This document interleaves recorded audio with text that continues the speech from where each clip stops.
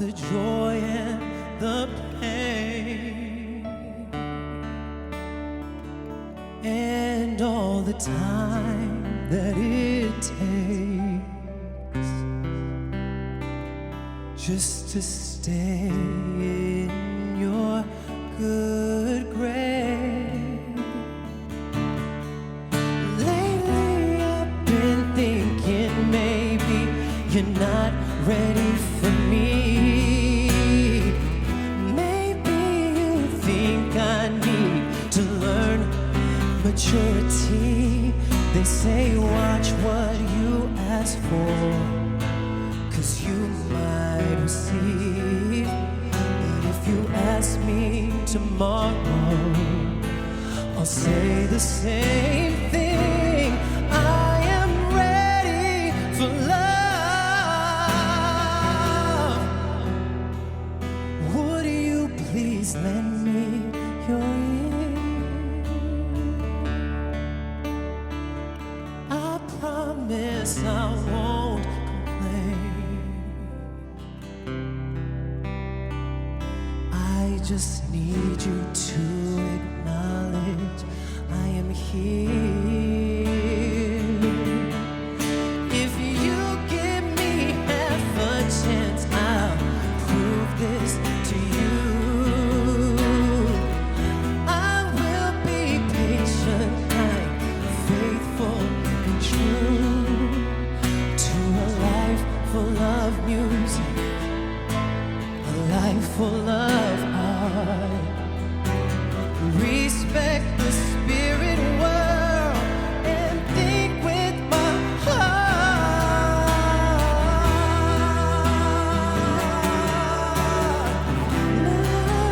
Love, I am.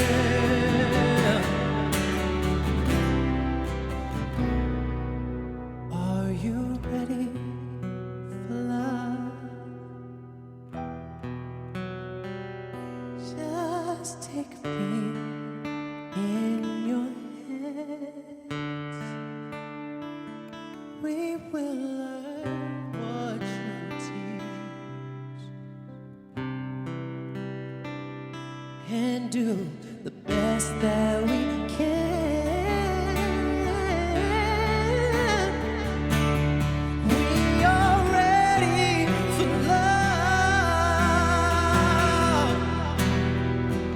Here with an offering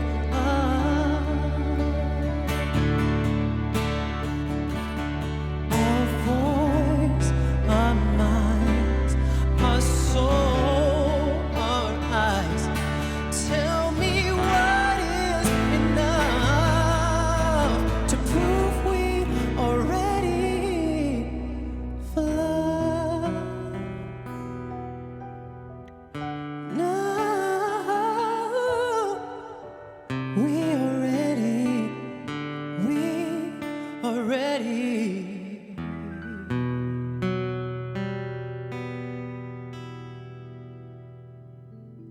We are ready for love. Kingdom family, kingdom family, kingdom family, what's good, everybody? Oh my gosh, we are back. Hello, Justin Michael Williams here. I'm so excited to be with you here today in season 3 of The Kingdom, all about the power of love. And in this special episode, we are talking about forgiveness and giving a how-to guide on how to bring more forgiveness into your life in a practical, step-by-step way. We're actually going to speak about the 5 core elements to offering up forgiveness in your life. And I have a very special guest who will be joining me soon, Shelly Tygielski. So many of you know her. She is absolutely incredible. Welcoming her back to the Kingdom family for the first time in a little while. And I'll properly introduce Shelly a little bit later, but you are in for an incredible treat today. So I want to just ask you all, as we're diving into this today, and we think about forgiveness, how many of you have someone in your life that you need to forgive? Let me know in the chat. How many of you have something that you need to forgive yourself for? Let's hear that. And how many of you need to ask for forgiveness from someone else? From something maybe that you've done that you need to atone or get some forgiveness offered to you for? Forgiveness is one of these practices that we have to continue to cultivate in our lives to expand our sense of love. And we'll be diving very deeply into this throughout this entire Kingdom session today. I'm so excited. I've been waiting for this one for quite some time. And Shelly and I will be with you. But before we get into tap in with you on is, how many of you is it your first time here at the Kingdom? So if it's your first time at the Kingdom, you need to know a little ritual that we do here, okay? One of the little rituals that we do is if you hear me say anything or you hear anybody else say anything, Shelly says anything that makes you want to say like, yeah, man, amen, I love you, yes, yes, yes, clap your hands, then you just put the number 1 in the chat box a whole bunch of times, and you'll see our community do this here. And this is our way of saying this is our way of saying that we really love what's going on. So if it's your first time though, I want you to type the words first time in the chat box, and you will see our entire community welcome you here. And the way that we use the chat box here at the Kingdom is we use the chat box really to type in our golden nuggets throughout the experience, quotes we want to remember, and using our ones to send energy back and forth and just building this incredible community together. And so just welcome everybody. So excited to have you here. What a gift. Hello, hello, hello. Yes. Oh, okay. All right. So we love you all. And now, as we continue on in our journey, I just want to make sure you all know what our journey is here at the Kingdom. This is kind of our process that we go through together. So we'll learn something in every session of the Kingdom. And then we do a practice together that helps us embody the experience that we are hoping to bring into our lives. And that leads us to integration. And integration is really understanding, how do we practically apply these tools? There's always questions that come up, and today we're bringing in some questions from the outside community who wasn't able to actually be here live today. And then we end with a golden nugget, and there's always a song. And so this is the power of our work together here at the Kingdom. And as we dive into this journey together, one of the things that we always do is understand not what is the Kingdom, but who is the Kingdom. And as we think about who is the Kingdom, I want to bring up an incredibly special member of our community who is in our teacher training family, who is one of our advanced master teachers, who is going to share with you deeply our manifesto about the power of this community. Listen closely. Welcome to the Kingdom community, our space to come together, get inspired, and feel supported as we grow into the best versions of ourselves. At the Kingdom, we believe that there is something bigger than us and also something big within us. We believe that all of us have the power to make the impossible possible by transforming our lives and transforming the world. We believe that we can only reach our full potential when we help others thrive. So we promise to reflect honestly, listen generously, and love each other unconditionally. We believe that music is medicine, singing is sacred, and dancing is how our bodies sing. We believe the Kingdom belongs to everyone. The only thing you need to do in order to belong here is to be here and to show up with love. Most importantly, we believe that wisdom is everywhere, but especially in you. Let's grow, go beyond, and rise together. Closely. Yes, everybody give it up for Kehlani. Oh my gosh. This incredible human is just absolutely divine and teaches in the most profound way, holds such a beautiful space. And I'm so, so grateful to have you in the community here. Kehlani, we love you. So let's look at the Kingdom, y'all. We're getting close to our final episode. And we've gone through all of this already. We've gone through Finding Your Soulmate with Catherine Woodward Thomas. We've gone through How to Love Your Body with Sonia Renee Taylor. We've gone through Learning to Grieve with Addison Brazil.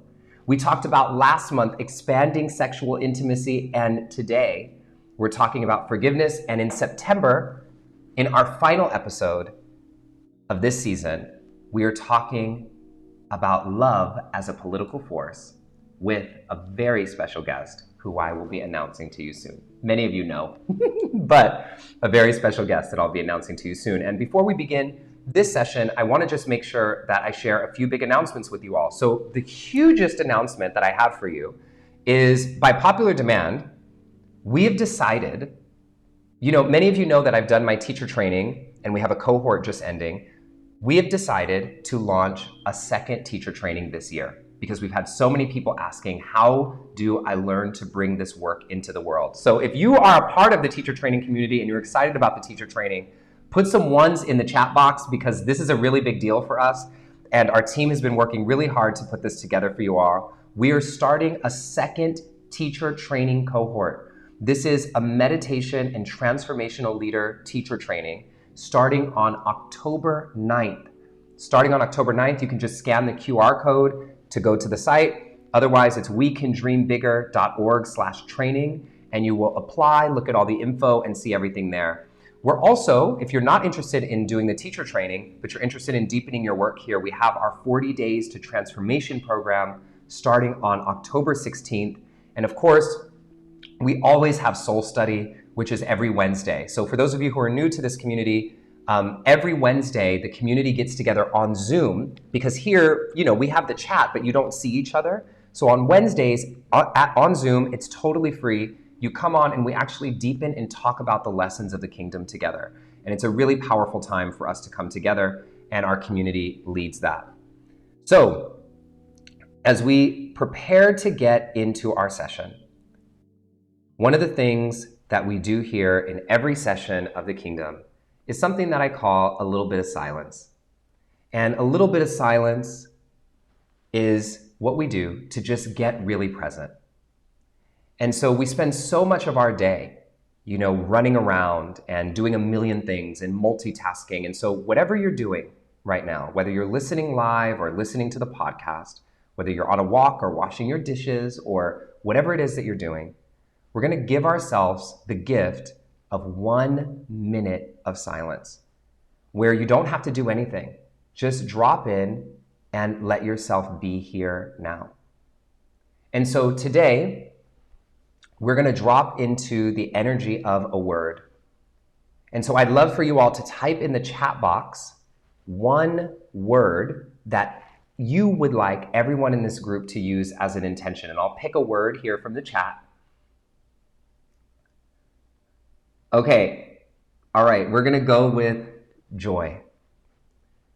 So for 1 minute, I want you to just imagine and drop into the energy of joy, fully embracing it and letting it overcome your whole body and mind, and just infusing this space and your life with the energy of joy. Here's 60 seconds, a little bit of silence.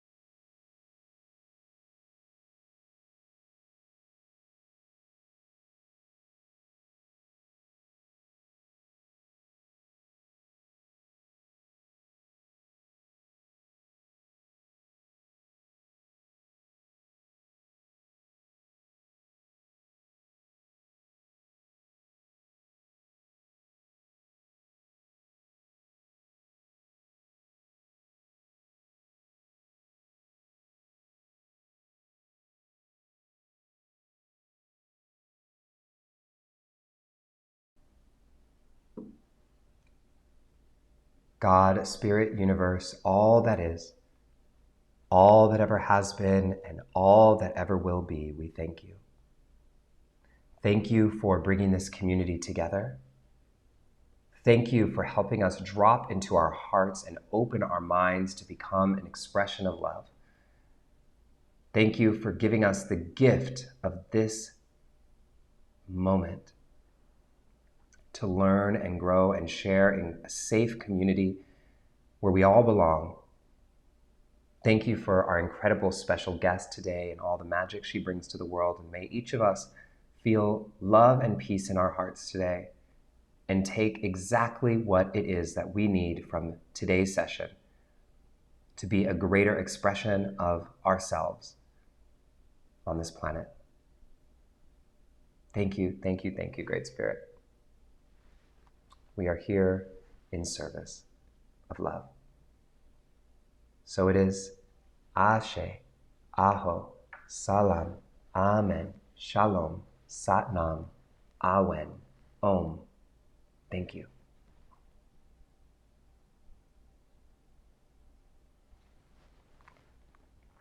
All right, family. Here we are. And I am so excited to get into this session now on forgiveness. And our quote of the month this month that really ties into forgiveness, and this is one of the quotes that Shelly and I use in our book. And it's one of my favorite definitions here, but my favorite quote on forgiveness comes from Oprah. And y'all know I love basically everything from Oprah, but it is, forgiveness is giving up the hope that the past could have been any different. I want you to just hear it again and see where that lands in you. Forgiveness is giving up the hope that the past could have been any different. And so as we talk about forgiveness and go through this how-to guide, it is with great honor that I prepare to welcome to the stage one of my best friends and family to me, Shelly Tygielski. And I'll give you her professional bio because it's quite impressive. But Shelly Tygielski has been hailed by individuals ranging from President Joe Biden to Ariana Huffington to John Kabat-Zinn to Maria Shriver. And she is the founder of Pandemic of Love and the co-founder of Partners in Kind, which is bringing intention and purpose into the media industry. Her work has been featured by over 100 media outlets, but just a few that you might know. Shelly was featured in Pandemic of Love, and Shelly was featured as a CNN hero, The Kelly Clarkson Show, CBS This Morning, The New York Times, Washington Post. She is a trauma-informed mindfulness teacher. And Shelly and I have come together. We met really in service of community and have been teaching and speaking and working and loving the world together for several years now. And we came together to write a book that we are so grateful has been endorsed by Martin Luther King III, with the foreword written by Andrea Waters King, and the King family endorsing this book called How We Ended Racism: Realizing a New Possibility in One Generation. And one of the things about this book is that forgiveness, there's no way we can end racism without forgiveness being one of the pillars. And so in the book, we discuss the 8 pillars of possibility that need to be present in order for racism to end. And forgiveness is one of the main pillars. And so today, Shelly and I are going to talk to you about forgiveness using the content. This is our first time teaching content directly from the book that comes out in October, even though we've taught this content all over the world, but directly from the book. And I'm so honored and so excited to welcome to the Kingdom community my sister, Shelly Tygielski. Everybody say, what's up to Shelly? We're here. You're so It's great. time. Can you believe it? Oh my gosh. I believe it. I believe it. I can't believe it's been it's been like 2 years since I've been on the Kingdom, which is crazy, right? Since the first book came out. And so, oh no, actually we were together last summer in Yeah, Grenada. last summer. Yeah, that's right. That's right. But I'm very excited to be here. I'm excited to be with this community. Many of the community members, of course, were I would say, in our first and second cohorts for what really informed this book that we wrote together, which is incredible. So their contribution as well should be honored and recognized, because we absolutely would not have had the courage to write this book without your participation. So I just want to take a moment and honor that and say thank you. Oh, I love you, Shelly. Yes, no, absolutely. None of this would exist without our incredible community. And, hopefully they feel honored by the work that has come out of their deep work, and stories Yeah, that they've yeah. shared with us so vulnerably and so powerfully. And so, Shelly, one of the things about the book that I love that people always wonder, they say, how we ended racism. What do you mean? No, we didn't. And so, the vantage point of the book and how this is going to tie into forgiveness, I want to be clear. Can you Yeah. share with people kind of how we're starting in the future and the vantage point of the book? Yeah, so, Justin, I know, talks a lot and teaches a lot about manifesting things, right? Thinking about the future, thinking about what could be possible. And when we're standing in the present and we're thinking about what we want in the future, certainly that's a really important and great exercise to do. Whether you're writing it down, whether there's a vision board, it kind of creates a path for you. But there's something really interesting that happens when we invert that process. And when we start, instead of from creating from the present and arriving in the future, thinking about where we want to get to, because sometimes where we want to get to seems really impossible. And I'll give you a tangible example in a minute. But being able to stand in the future where that possibility has already become a reality, and kind of unwinding or rewinding the tape to see how we got here in the first place is equally as important. Yeah. We certainly want to know where we're going, but I think it's really important sometimes to help inform how we can get there, to actually think about it in reverse. Yeah. And so one of the examples that Justin and I use in the book is when man, woman, people, person first went to space, right? Humanity first made it to the moon. When that statement was first uttered, people thought that President John F. Kennedy was nuts. Nuts. Many people were like excited about the prospect, but they thought, that's never going to happen in our lifetime. There's no way. We haven't even like launched, anything towards the moon, like barely getting a satellite up, right? And so I think the fact that if you're able to help people understand from the future that there is a real possibility of something happening, like ending racism, which seems so insurmountable, especially in these times, seems completely impossible, being able to actually imagine that that is the reality that we're living in helps us figure out a way, right? Through our feeling, through embodiment, through a knowing that it is possible, because we have all the tools available to us in humanity. Yeah. And that's not foolish optimism. That's fact. We have all the tools. But then understanding how we can use those tools to actually get to that moon. Yeah. To actually put that flag into place and say, we've conquered racism, we've ended it. Yeah. And is something that is possible. And this is why, we're so excited to bring this to you on forgiveness, because the vantage point of this is, if we stood in the future and racism has ended, looking back at today, what would have had to happen? And based upon all the scientific research and everything we've done, these 8 pillars of possibility arose. And these 8 pillars, what it means is racism can't end unless these 8 pillars are present. And if they are, then the possibility becomes possible. And that's kind of getting us to the starting line. And one of the key pillars is forgiveness. And understanding that if we stood in the future and racism was gone and looked back at today, that one of the things we would have had to do was learn how to ask for forgiveness and how to offer forgiveness. And really understanding the psychology, the neuroscience, and not that everybody needs to become an expert and understand these things, but we hopefully embodied these things to help you all see what is really needed. And so forgiveness is one of these key elements. And today we're going to walk you through in just the 5 core elements of offering forgiveness. This is one of the big things that we're going to talk about together. But before we talk about the 5 core elements, I just want to tee up forgiveness for everybody a little bit, Shelly. So when we talk about forgiveness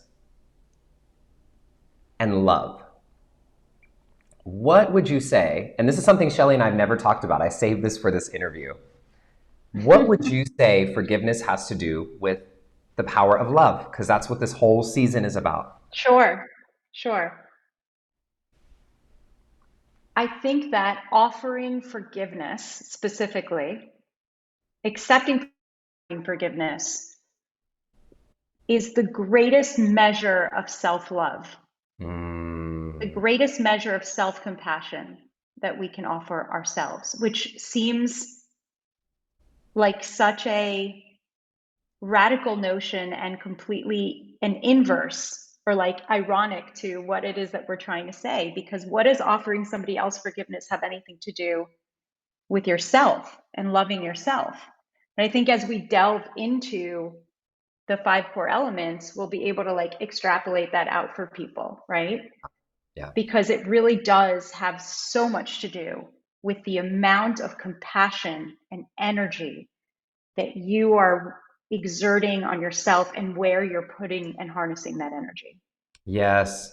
Amen. And you know, one of the things that I find is really important too is, you know, we talked about this framed in ending racism, but it can be framed, forgiveness, I think, is framed in everything.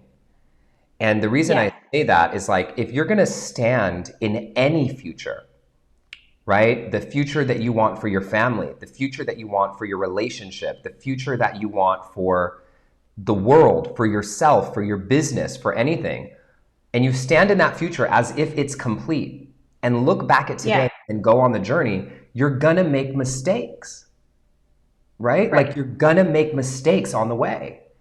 And obviously, if you're gonna make mistakes, other people are gonna make mistakes too. And so, in that journey of getting to the finish line that we want to go to, being able to offer forgiveness for the mistakes made and the lessons learned really kind of harkens back to the original quote of forgiveness is letting go of the hope that the past could have been any different. Right. You know? Right. Letting go of that resentment as well, right? I Yeah. think forgiveness is really about true freedom, the Yeah. attainment of true freedom. And I think that the path to freedom from any type of resentment or attachment that we have for that hope that things could have been different, right, is not so much through the forgiveness of the other person, but rather through that lens of loving ourselves, Yes. right? Yeah. And so I think that the like to bring that loving presence, our own loving presence to the to suffering that was crystallized in a key moment in our lives into like some form of pain or trauma that was caused by another person, is ultimately what can heal the suffering and allow us to let go. Amen. Amen. Y'all, I'm going to be amen and shalom and all day with Shelly. I'm teasing. So, you know, one of the things though, Shelly, that I think is so powerful is forgiveness is one of these things that I feel like the word just gets thrown around a lot.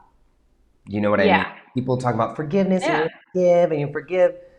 And then you end up saying you forgave something, saying you've Oh offered yeah. forgiveness, and then you're really bullshitting because you're really still mad about the thing or you're really still thinking about the thing. Right. So how do you Right. feel that that relates here to this conversation? Well, I think that first and foremost, it really anchors in the fact that I think specifically in Western culture, we have this belief that forgiveness requires two people. That the act of forgiveness actually requires two people, and that is not the case. Amen. And I think that when you look at like other cultures that are not steeped in sort of Western values, that forgiveness is a completely different process. Yeah. And that gives you this like aha moment. It's so forgiveness becomes this process of releasing harm, this process of being able to release harm in a very skilled way that is about offering ourselves a measure of self-love. Yes.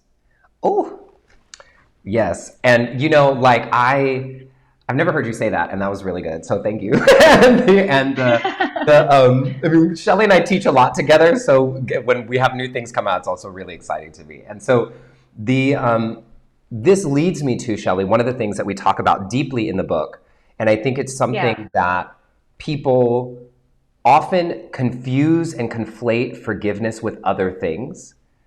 Right. And that kind of prohibits us from forgiving because we're not thinking of it sometimes as releasing harm. We have this confusion that makes us feel like, well, if I forgive, then I'm also doing this. And right. And then people stop themselves from forgiving. So I'm just going to share with people the list of what we put inside the book of what forgiveness is not. Please, yes. And all of this is really studied, right? And those of you who are here live, I want you to type into the chat when I say these things, which ones stick out to you personally as something that you sometimes confuse and conflate forgiveness with. So when I read it, if you resonate with this one, like, oh yeah, I do this, type the word into the chat that relates most for you. So forgiveness is not, listen carefully, condoning. Forgiveness is not forgetting. Forgiveness is not excusing. Forgiveness is not encouraging someone to continue what they're doing. Forgiveness is not being tolerant of disrespect. Forgiveness is not minimizing your hurt. Forgiveness is not being lenient. Forgiveness, here's a big one, is not having weak boundaries. Forgiveness is not reconciliation, meaning you can forgive and still choose not to be in that person's life, still choose not to reconnect. Forgiveness is not re-establishing trust. Forgiveness is not denying or suppressing anger. Forgiveness is not ignoring accountability or justice. And last but not least, forgiveness is not saying what happened is okay. That's right. I know, Shelly, which ones of these we're having everyone else do it. So which ones of these do you think sometimes stick with you as you're trying to forgive? Well, for me, I think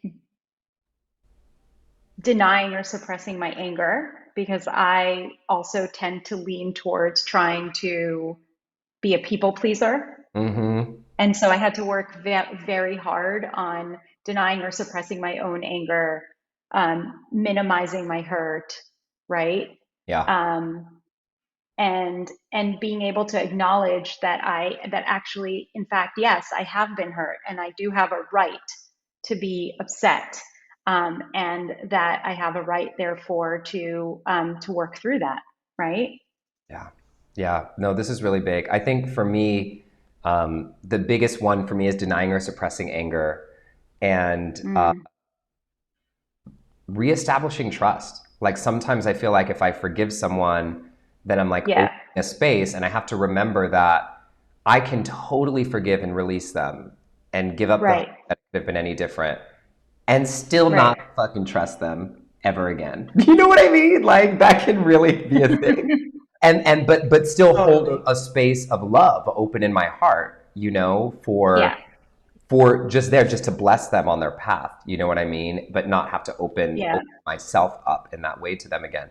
There's an example that we give in the book that I want to share with people. I know we weren't planning on sharing this today, but that just breaks it down like very practically, right? Because all of these things that forgiveness is not, or doesn't automatically result in, we often think are contingent to forgiveness. And the example that we give in the book is like, imagine that you are in a parking lot and another person accidentally backs up into your bumper, causing damage, right, to your car. And so you can forgive them, but you would still likely hold them accountable and get their insurance and make them repair your car, pay the cost for repairing your car, right? But the inverse is true as well. So think of all the times and all the ways and all the people who spend energy, time, money, resources, their whole spirit pursuing legal action or getting revenge or trying to get something from someone, and they actually finally get what they want. They get what they want out of the divorce. They get what they want out of the legal action, and still come out on the other side without any closure. Yeah. And so not only without any closure, but with so much anger, with so much bitterness, with so much vitriolic like energy that is literally poisoning you in every single way. Yes. And this is what we're saying. Like, you can be awarded, we've seen this, millions of dollars for something that happened to you that someone did that was illegal or something like this, or crime, and still be holding on, like Shelly said, to the poison and the vitriol, anger inside of you. Right. And so go ahead. Yeah, I was going to say, so I mean, I think, Justin, like ultimately what that relays to, where that brings us is, so like, what is our responsibility? What is the role that then we have to play? Yeah. Even if we were the victim, even if we were wronged, what is the role that we have to play? And the only role that we have in this process is that we have to realize that we have a responsibility. We're the only ones who can be responsible for whatever unfolds next. Yes. That's the only responsibility that we have. We can't change the past, right? We can't not marry that person that we just got a divorce from, or rewind and undo that car accident, or whatever it is the case may be. Yeah, or even with racism. But what we can do is correct slavery. We can't undo whatever happened with this police officer. We can't undo whatever's going on in the world, but continue. Yeah. Yeah. And the bottom line is that when we do that, when we can acknowledge that we can't control what happened in the past, but that we have a conscious choice in how we want to continue to move forward, what we're doing there, and this is what we talk about in the book, is we're opening the door to new possibilities. Yes. We're opening the door to new possibilities. And if we don't do it, those doors remain locked. Yes. They remain locked to us forever. Yes. And this is, the key here, that forgiveness is an inside job. And this is what Shelly started with, of the idea that forgiveness takes two people. Forgiveness is an inside job. Maybe some of those other things that we listed, condoning this, blah, blah, blah, maybe those take two people. The actual forgiveness, the healing work, which forgiveness is healing work, is an inside job. And so we're going to get now to these 5 core elements of offering forgiveness. And let me just say very quickly that, Shelly and I actually had a long conversation about this because we wanted to teach you everything.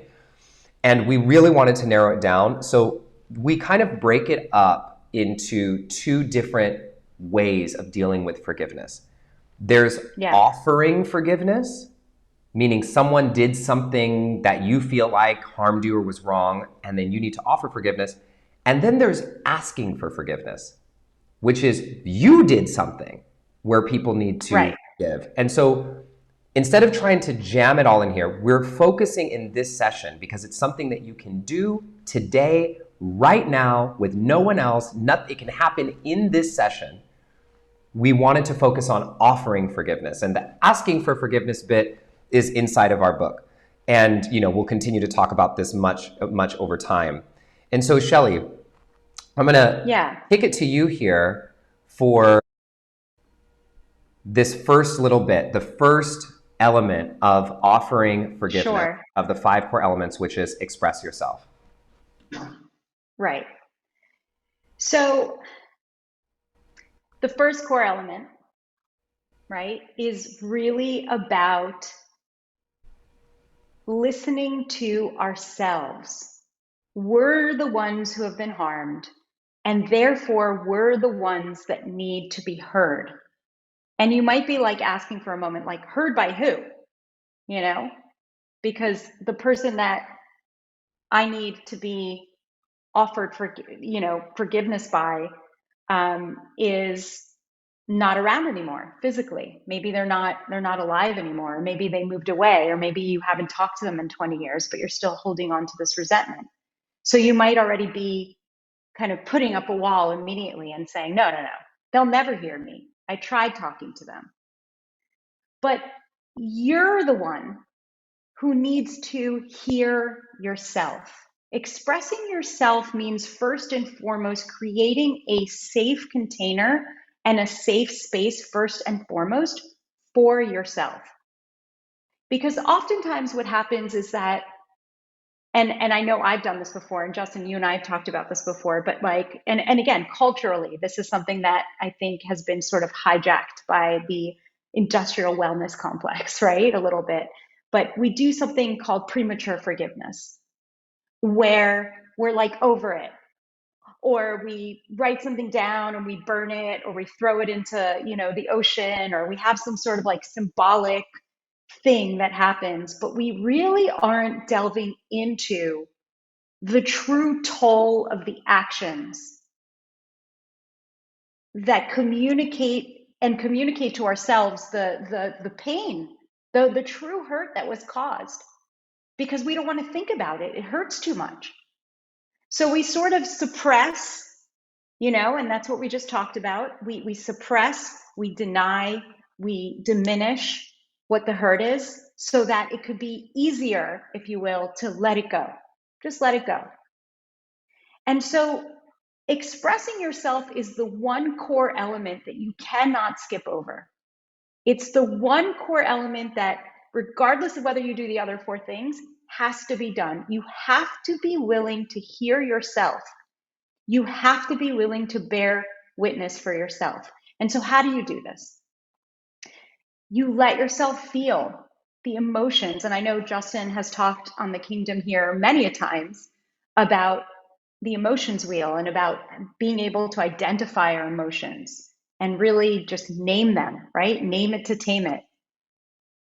And so it's allowing ourselves to truly feel the emotions, how they arise without any judgment, and understand very clearly, defining for ourselves how the wrongdoing actually affected us, rather than constantly like pushing away these feelings that are uncomfortable, that can be very traumatic, that can be very triggering sometimes to feel. But unless we are willing to actually sit with the emotion, unless we're willing to be uncomfortable and sit with it, we're never going to be able to actually truly let it go and resolve it. Yeah. So, right? Like Rumi, the poet Rumi said, the only way out is through. Yes. And so we've got to go through it in order to be able to actually come out on the other side. And so how do we do this? One of the things that, Justin taught me, and that I, like consciously I knew this, that it was a way to kind of go through something. But Justin has like a really great journaling practice. He likes to, write these letters of forgiveness, and he's got some great templates that we've also incorporated in the book. And so you could do this by writing a letter to yourself that really is very specific about the pain that was caused to you, how it made you feel, what came up for you, what deep impact that person actually had in your life. Yeah. And normally, because it's so uncomfortable, we skip over this part, right? We just gloss over it because we just don't want to reenact this terrible injustice that happened to us. Yeah. And you know, Shelly, I think one of the things that I want to point out here, so like ways of the expressing yourself, and I love the way that Shelly really honed in here, is it's not necessarily about expressing yourself to the other person. It's most important. Of course, if you can, and it's safe to, you can do that. But the most important piece is expressing yourself to yourself, fully experiencing it, like Shelly said. And so one of the ways that I find that this happens, other than journaling, that Yeah. sometimes easy for me, is calling someone and processing it. But what we normally do when we feel like someone has done something wrong and we call a friend to talk about it, all we're talking about is the other person. Can you believe they did this? They should have did this. I can't believe. Do you know what I mean? What would have happened? What? You know what I mean? Like whatever. Like I'm just like, we go on and Yeah. on about the situation, about the story. Correct. And that's fine. Get that out. Well, right. But then it has to then be about, okay, turn in. How do you feel? What is quaking inside of you because of this situation that would cause it to be a breakdown for you? You were going to say something here, Shelly. Go ahead. Well, I was going to say that if you don't do that, you have this like unresolved wounding. It's like a scab that like kind of like starts to heal, and Yeah. then you just keep picking on it, and it festers over time, and there's this like this festering wound that just flares up over time. And Yeah. you know, it's you're not doing yourself any favors. And certainly if you have the opportunity to actually communicate to this other person, if they're still alive, even if they're not receptive, per se, or you don't know for sure if they would be, but if the situation, as Justin said, if it was safe, if you're not communicating to the person how you feel and how harmed you feel, you're actually not just that you're not doing yourself any favors by not processing it first yourself, but you're not doing the other person any favors either. Yeah. I mean, think about it if you were like in that other person's shoes, right? Have you ever been in somebody's shoes where you harmed somebody and they didn't actually share that with you, and you had to either find out through the grapevine or through somebody else, or it came up like 5 years later because the And you were person like, oh my God, I finally can't blew even up about believe. something? Yeah. And you're like, I Yeah, can't believe I didn't know about this. You didn't tell me. This has been under right. the whole time. Yeah. Yeah. Right, exactly. And that winds up informing this entire relationship or non-relationship, if you will, because that person wasn't willing to share with you. And so in a way, we're also withholding, you know, not just the self-love for ourselves, but an opportunity for another person to maybe be receptive or to sit with it. Maybe, yes, maybe be reactive at first. Maybe they would be offended or put a wall up, but imagine that even if you planted a seed with them, and it doesn't affect your relationship with them in any way, shape, or form, how it might affect future relationships down the road that Yeah. that person may have. Yes. This will ripple. This will ripple. And this is good. Not expressing yourself to the other person or just expressing yourself honestly impacts the trajectory of love and limits the Right. love that's even available for you and for them Yeah. and for everything that goes down the road moving in the future, because then we have the trauma Right. response to whatever it was and we're worried about whatever it was. You know, this is really good, Shelly. There's some stuff that we talked about here that I wish we put in the book, but it's like really good. And so I know, I was actually like about to take some copious notes. yeah, I was And I was like, like, oh, dang. is it too late to edit? Yeah, we should be adding that. But yeah, no, okay. So This let's is why we need to do a podcast about it. right, exactly. And so let's go to the second element of forgiveness, second core element, which is release control of the outcome. Release Yeah, control that's tough. of the outcome. This is big, y'all. This is big because many of us say, I will forgive because this is what I want to happen. Right. Like, I'm only going to forgive them if they do this, right? If this is, and so this is all about control. And forgiveness is not about control because the only person you can control is yourself.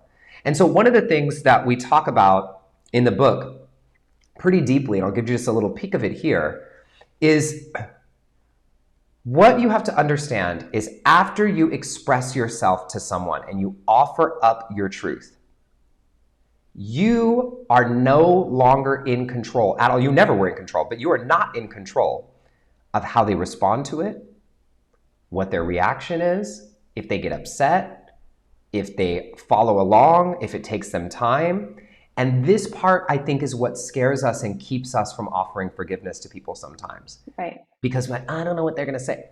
We're so worried about making sure we can control and deal with the outcome, maybe because we were so hurt by what happened in the past, that we're unwilling to step in and forgive and be open to the miracle that might be a possibility that is impossible unless you step in and liberate love through forgiveness.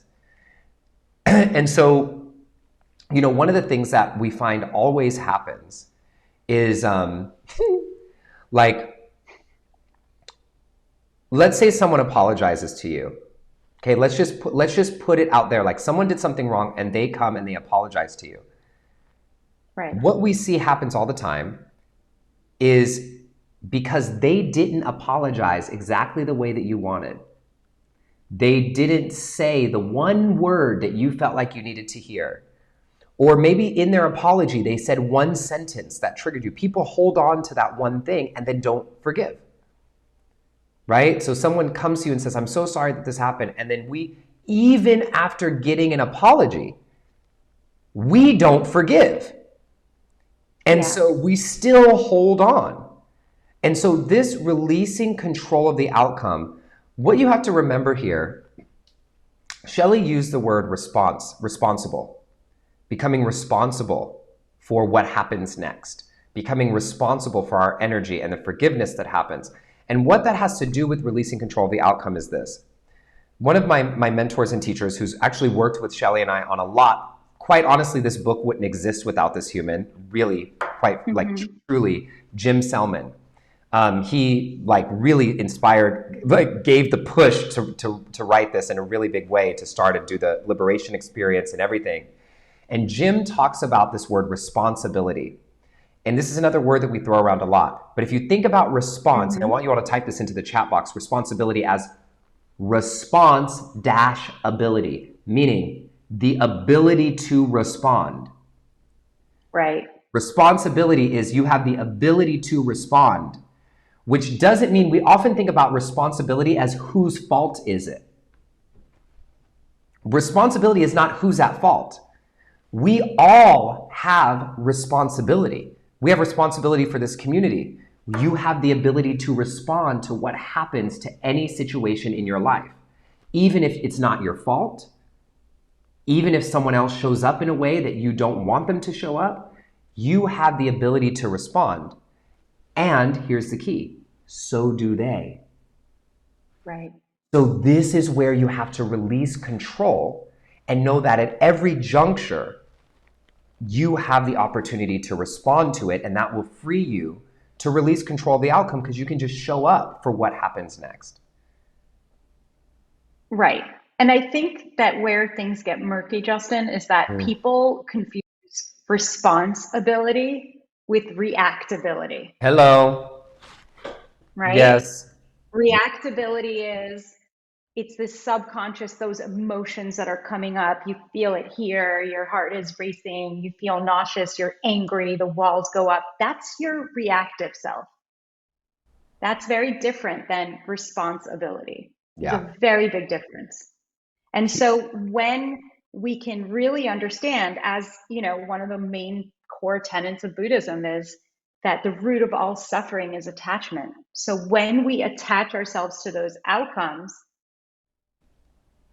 we're going to be miserable. Yeah. We're guaranteeing ourselves that we're going to be miserable. So if we can delineate the difference between, yes, I'm reacting to this thing that this person is saying, but now I'm going to sit with it, and now I can take a moment and respond in a way that is conscious and thoughtful and mindful and heartful, then suddenly it's a completely, different type of outcome. Yeah, and this leads me, Shelly, to our third of the 5 core elements of forgiveness, which is Yes. getting rid of grudges.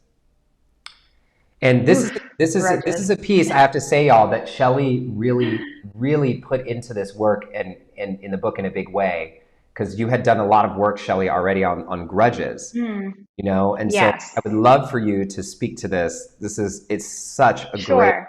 piece of the puzzle because people hold grudges. They do, but it's not even about, I think people don't just hold grudges, people become their grudges. It becomes like a core element. Hold on, hold on. Say it again. Type that in, y'all. Say it again. People don't just So hold people grudges. don't just hold grudges, they become their grudges. And what I mean by that is that it becomes a core part of your identity. You don't even realize like how infused it becomes like in every cell of your being and the way that again you react and respond to situations because you're creating from a space of that grudge, of that identity, that victimized mentality, that person that was wronged. You marry that identity so deeply it becomes a wound that suddenly you find it very hard to remove yourself from that, right? Because the identity of victimhood really starts to define who you are as a person. And so subconsciously, you may not realize that this is happening, but it gives you this weird, eerie sense of purpose because you believe that in some way the pain defines who you are, that the pain defines who you are as a person. Yeah. And so imagine if you let go of that pain or that grudge, how would you self identify? Would you feel like you would look at yourself the same way? Right? And who would you be if you were not a person that was wronged or not the victim? And so I think that's why it's so hard for people to let go of grudges because oftentimes it just becomes an extension, or at least we believe it becomes an extension of who we are. And it couldn't be further from the truth. It's actually just weighing us down. Yes. And, you know, I love this because how many times have we let what happened to us define the story of who Mm-hmm. we think we are? Right. And as it relates even to this concept that we talk about in the book about ending racism, Yeah. you know what? There's a lot of terrible things that have happened in the world, all the way back to the dawn of time. And there will continue to be. And Right. if we can't give up the hope that the past could have been any different, and we can't release the grudges that we're holding for the people who wronged us, then we become the story of the wrong, and the wrong is still controlling us. Right. Right. It's still And controlling us. yes, Go, go, go, that's go. right. Well, and so what I was going to say to build on that and really on all that we're saying is that once you're able to relinquish this identity, this victimhood identity, this grudge identity, then you're relinquishing that hope and what happened in the past. What are you making room for? You're making room for the present moment to be able to define you. Yes, yes, That's what you're making space for. yes. Instead of the past defining you, instead of that whole story, and then we Right. keep. I'm just going to say Yes. yes because it is. You get it. Everybody gets it. Like Right. that is it. You No, know. yeah. But I want to say this too because we do mention this in the book and I think it's really important. And it goes back to what forgiveness is not and how we're not saying that forgiving or letting go of a grudge is synonymous with condoning some behavior that happened.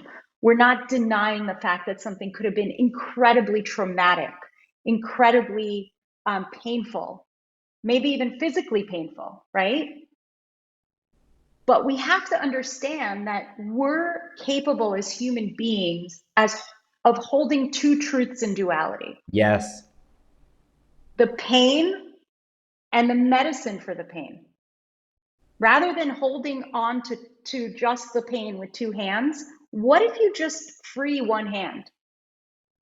What if you just do that first? Maybe eventually you'll be willing to put the pain down too. But can you free one hand and hold the pain in one hand and hold the medicine for the pain in the other? Can you hold the wound in one hand? Can you hold the salve for your wound in another hand? Ooh. And if you can't, if we're just holding on Yeah, so hard with our whole heart to the grudge and the pain, we can't even open up to the healing. that's This, right. this leads me to the fourth element. Shelly, you are dropping some, I don't even know, preacher bomb, preacher wisdom bomb, like whatever it is. I don't want to say the word bombs in here because we don't like that. But, you know, magic, fairy dust. So You're hysterical. number 4 of the 5 core elements of forgiveness, take accountability for yourself. Accountability is another word that I think we confuse all the time. Accountability is the ability to be counted on. The ability to be counted on. Who can I count on in this moment to take it forward? And the only person in this forgiveness process that you can for sure know that you can be fully responsible and fully accountable for is yourself. You can be accountable. You can count on yourself. And so what we often think about with accountability is who's to blame. I want you to think about it as who can be counted on. And when we look at it this way, everything shifts, because we've already talked about this kind of connects to the piece of releasing control. And this idea of the paradox. And the question then becomes, can you be accountable for yourself to show up for your own healing in this process? Can you, like Shelly said, pull the other person out of it and let the healing be an inside job and let that person be accountable for themselves instead of you trying to force them to take accountability or do something, or having your healing be contingent upon them taking accountability? Right. Can you be accountable for yourself? And so often we withhold our forgiveness under the expectation that the other person is going to take accountability. Right. Sometimes the person is dead. Sometimes the person is never going to take accountability. They're going to disagree with you for your entire life. Does that mean that you forever are going to be holding on to the grudge of this situation? Right. And so can you fully be accountable for yourself? Shelly, anything you want to add there? I mean, I think really it's just also understanding that, like, it's the accountability. The accountability for yourself also includes your expectation of that person. Like, okay, I'm trying to phrase this the right way, but basically, like, your expectation of what that person is going to do, and then you continue to hold on to it. You're continuing to hold on to. I lost my train of thought. You're gonna have to. I got you. I'm so I got sorry. you. No. I got you. I actually got you. So what Shelly's talking about, I'm picking up what you're putting down. So Shelly's talking about the expectation that we're having on the other person, right? And we expect them to respond or react in a certain kind of way, which connects to everything that we've been talking about. But you cannot force someone to take accountability. You cannot force them. And the expectation, of course, we want to have a grateful expectation that things are going to come out in the right way. But the only thing that you should expect is for how you're going to be accountable for the situation and your Right. side of the street. So I don't know if that picks up Right. what you were saying, Shelly. It does, and I think it's now I remembered what I was going to say. I was going to say that it's a vicious cycle because what can ultimately happen is that you went in feeling grudges, you went in feeling like, okay, I'm expecting this person to act a certain way, and then if they don't act that way, which is most of the time, a lot of the times, what ultimately actually winds up happening in certain situations. You wind up with a secondary grudge. So now you have like the first pain, the first grudge. Now you're layering a second layer of grudge, and then the third layer of grudge, and then you know what I mean? And it's just like this vicious cycle that you're caught in. Yeah. And it informs the way you respond, not just to that person. You're creating this sort of default mode over time, this sort of trench that like when water goes over a rock over time, you're creating this sort of default mode, this path that just gets further and further ingrained that, oh, I can't trust people, or this is how people, all men show up, or this is how my mother is always going to be, or whatever the narrative is. You're just like layering on additional narratives because Yeah. you're coming to the table without that level of accountability. Yes. And this leads me, Shelly, to take us to the final element here, the fifth element of forgiveness. Yeah. We're going to get into a practical application of people can integrate this into their lives. Letting go. Let it go. Let it go. Let it Let go. it go. All right, Shelly, talk to All us right. about letting go. So letting go is releasing, synonymous to releasing. And so when we're saying letting go, it's important again that we reiterate this. We're not saying ignoring what happened. Forget whatever you think letting go actually means.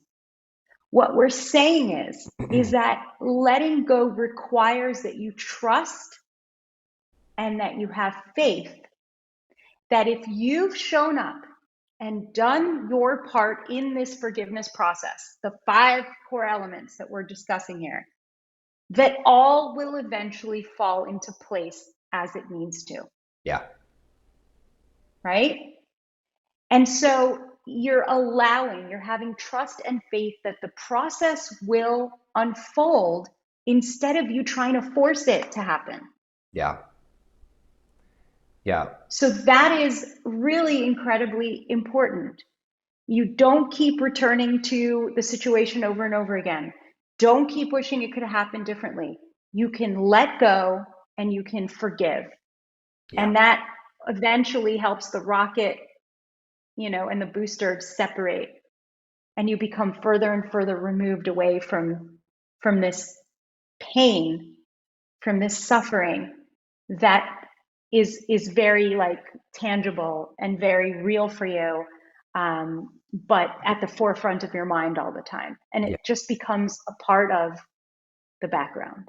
Yeah. And so, Shelly, this takes me to, I want to lead into a practice for people here to really guide Sure. through an experience to be able to bring up something in your own life, everybody, where you can offer forgiveness. And whether you're listening to this live, you're listening to the podcast, you're driving, whatever it is, if you're live, we'll have you type into the chat some things, but you can think about this in your mind, you can journal about it, you can continue to come back to this practice to Right. any time you need forgiveness. And this will also be inside of the book. And so I'm going to take us through these incomplete sentences. And we'll read them out loud and then leave a little bit of a blank. And what I want you to do is, if you're here live in the chat box, type in the very first response that comes into your mind. Okay, the very first response that comes into your mind when I read the sentence. And Shelly will switch off and read Sure. one each. Okay. So just feel into your heart. So everybody just take a moment and just drop into your heart. If you're able to, maybe put a hand over your heart and the other hand on top of that. And just take a deep, full breath in and a deep, full breath out. And think of something in your life where you need to offer someone forgiveness. Some situation, something in your life where you need to offer someone forgiveness. And now we'll begin with some of these sentences. Trust the first thing that arises, and feel free to type them into the chat. The first one is, something I may need to forgive is...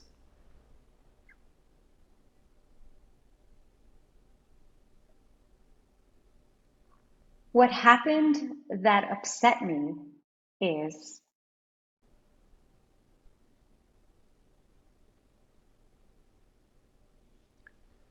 The emotions that arise as I think about this now are...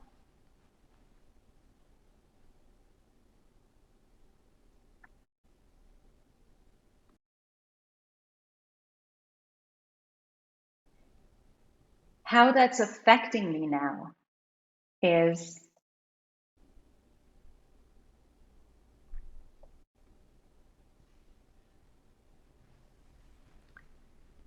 How it might be impacting other situations or relationships in my life is...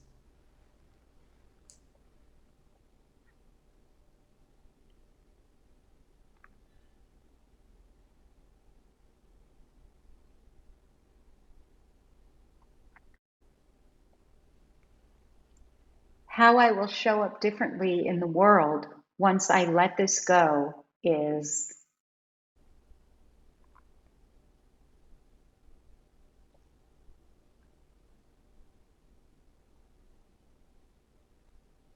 When I look a little deeper, what really held me back from letting this go is...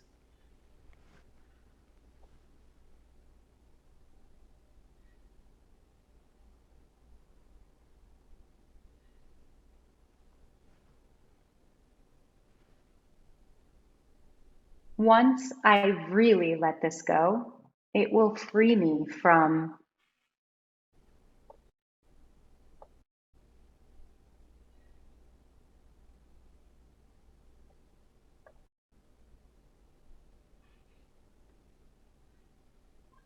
And just take a deep breath in and a deep breath out.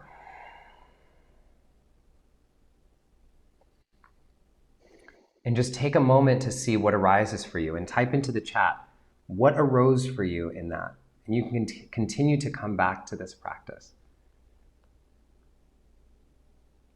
You know, Shelly, these practices are so powerful, and I want to say to everybody that I'm so grateful that you all are taking the time to be vulnerable and share with us here in this way.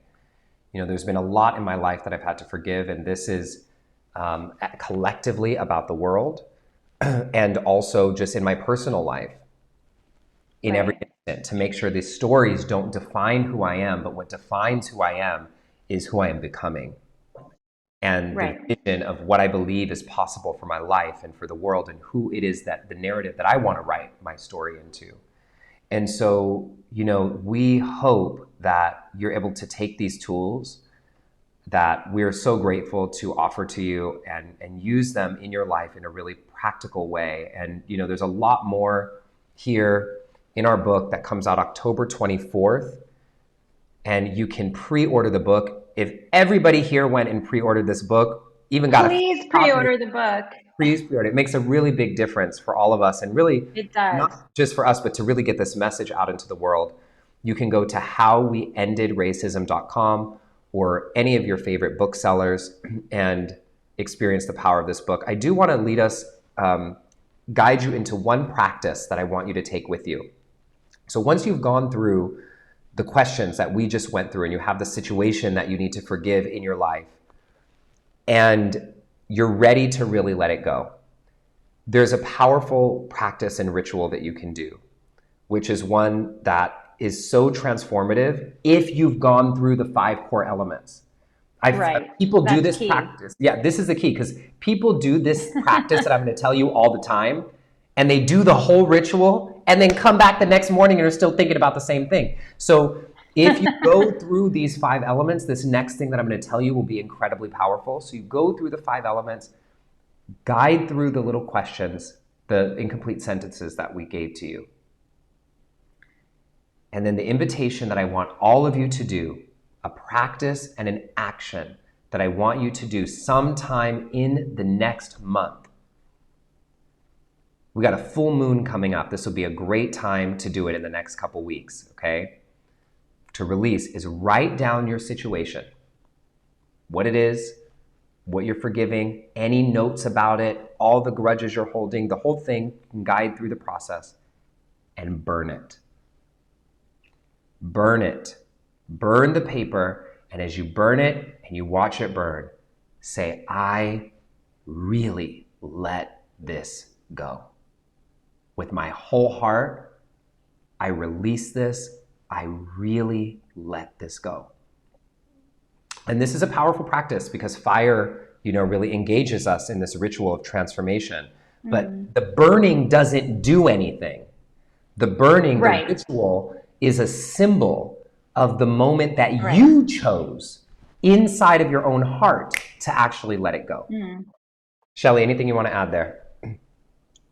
I want to actually, and I know we didn't talk about this, but I would like to offer a prayer that I oftentimes offer around the Jewish holiday of Yom Kippur, which is the Day of Atonement. So I we're talking about forgiveness, and we're coming up to September, and to that major holiday that is really a high holiday in the Jewish religion.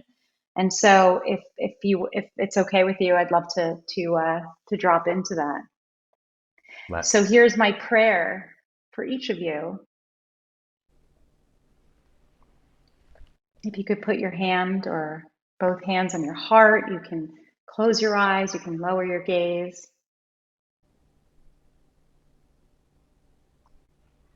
May I forgive you for what you did not know yesterday, so that I can free you to do what needs to be done today.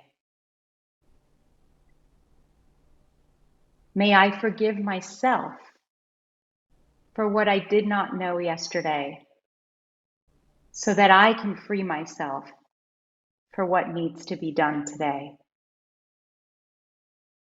May I have the courage and conviction to say the things I need to say to those who are still on this earth and able to receive my words. May I have the strength to reflect on the words that are said to me, even if they pierce, by those who are still able to utter them. May I have a heart that doesn't harden up and allows me to offer forgiveness. And may I have a heart that is humble, which allows me to ask for forgiveness.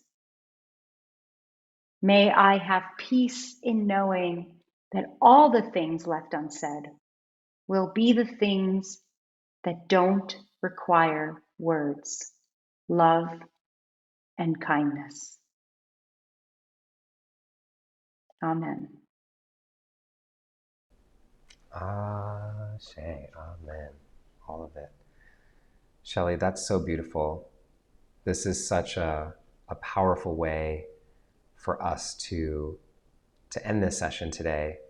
And I think one of the things that I want to offer to everybody right now in this moment as we begin to come to a close and go into our closing song and blessing is everybody just put your hands over your heart one more time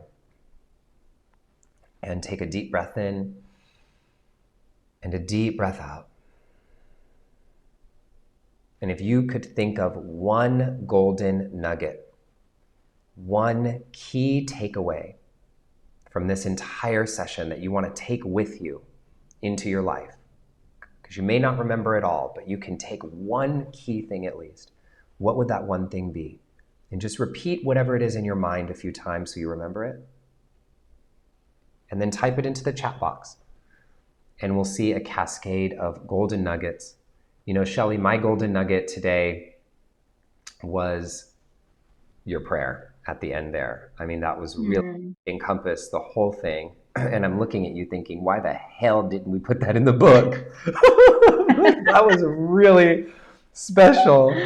And I'm just It's so, for the sequel. It's for the sequel. it's for the sequel. My Yeah. nugget is that you always have my back. And so when uh, I'm at loss for words or don't remember my train of thought, because I will say I am a middle-aged premenopausal woman, so we just have to get that out of the way. But beyond that, I know you always have my back, and that's my golden nugget. Oh, I love you. You make me feel safe. You're my safe space. You too for me, Shelly, so much. I wish for everyone to have a friendship as magical as I have with Shelly. It is one of the greatest gifts to my life. And so I love you, dear. And I'm so grateful that our community gets to experience your magic and wisdom. And to all of you, thank you for your incredible golden nuggets. And thank you for bringing your full hearts here. May this moment, may this community be a safe place for you to continue to rise, continue to grow, and continue to expand into the highest version of yourself. As we close out today's session, we're going to go into our closing song. Everybody give Shelly some love for showing up here today. Shelly, we love you. And our closing song Love you too. really goes into, you'll see, imagining this future where we have stood on and in the possibility of forgiveness and all the pillars, where everyone can be free, and you can apply this to everyone and anything in your life. We rise together. This is Imagine. Imagine there's no heaven. It's easy if you try. No hell below us, above us only sky. Imagine all the people living for today. Imagine there's no countries. It isn't hard to do. Nothing to kill or die for, and no religion too. Imagine all the people living life in peace. You may say I'm a dreamer, but I'm not the only one. I hope someday you'll join us, ooh, and the world will live as one. Imagine all possession. I wonder if you can. Oh, no need for greed or hunger. A brotherhood of men, yeah. Imagine all the people sharing all the world. You may say I'm a dreamer, but I'm not the only one. No, I hope someday you'll join us, and the world will live as one. Oh yeah, and the world will live as one, and the world will live as one. No.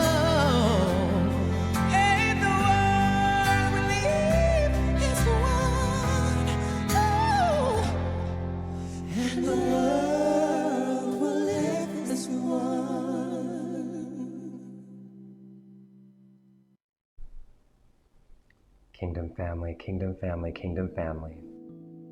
Let us close out here with our closing blessing. God, Spirit, Universe, all that is, all that ever has been, all that ever will be, we thank you. Thank you for bringing our community together. Thank you for this moment for us to share in the blessing and the magic and the majesty of our guest, Shelly Tygielski, but mostly in the magic of forgiveness and love. May we each take this flame out into our lives and learn to forgive, to be forgiven, so that we can stand in the possibility of what is possible for our lives and no longer be controlled by the situations or the harm of the past. Thank you for guiding us here to this place. Thank you for this family and community. We love you. We are grateful. We thank you, Great Spirit and Universe. So it is. We are grateful. Ashe, Aho, Salam, Amen, Shalom, Satnam, Awen, Om. Thank you. Kingdom family, it feels so good to be coming to you live from my new home and to be with you here in this special place where we rise together. I love you, Kingdom family, and I will see you right here in this very special place in our next session of the Kingdom. Mwah. Bye for now, everybody.